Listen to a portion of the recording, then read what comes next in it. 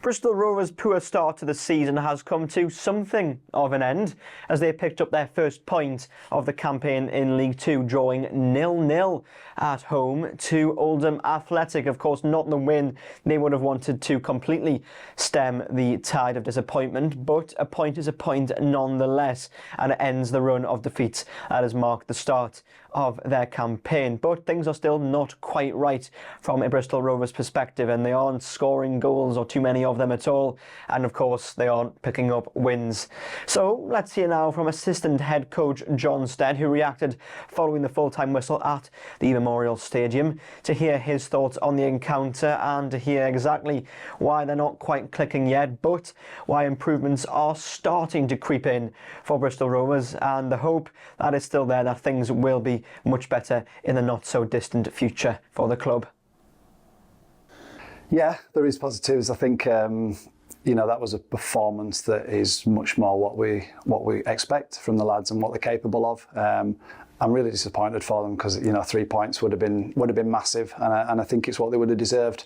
But yeah, a point, we're on the board, and I think it certainly gives us hope, and it gives us that opportunity now to try and really build and recognise that things are going in the right direction. There's still time, and it's going to take time.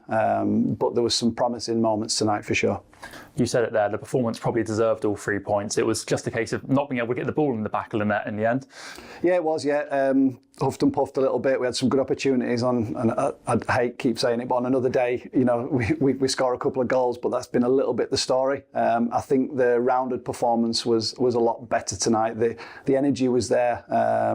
The way that we moved the ball was a lot cleaner at times, and I think we managed to create an atmosphere in the stadium which we haven't yet this season, so that was exciting. And for large parts of it on the side of the pitch, although I've nearly lost my voice, it excited me, and I think it was something that we can really cling on to and start to build now.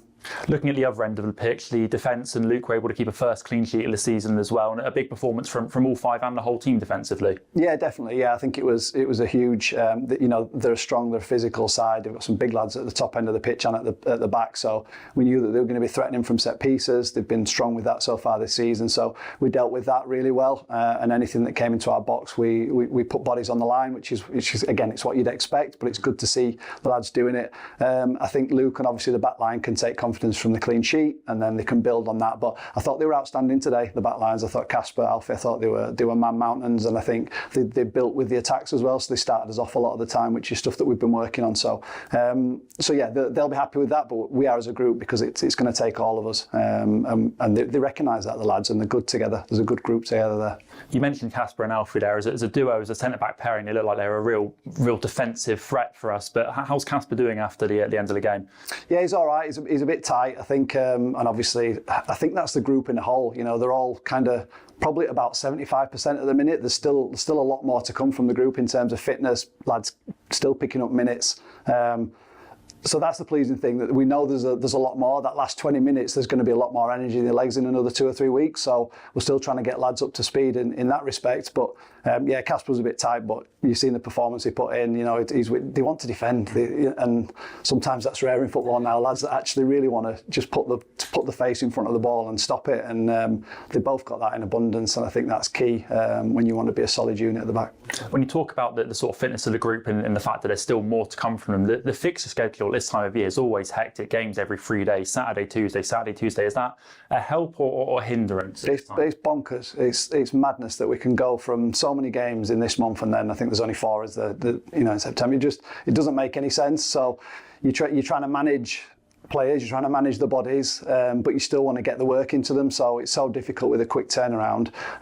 We've obviously gone to a 4 tonight and had limited time to work on it, and the lads have taken on board a lot of stuff in the classroom, a lot of conversations, a lot of information being thrown at them, and again, these are things that are new to a few, so they're starting to pick it up, and I think we're starting to see moments. But there's still so much more to come, but we recognise that. We're not happy with where we are, of course we're not, but we recognise that there is a process in place, and things are starting to move in the right direction, but I don't need to tell anybody we need wins.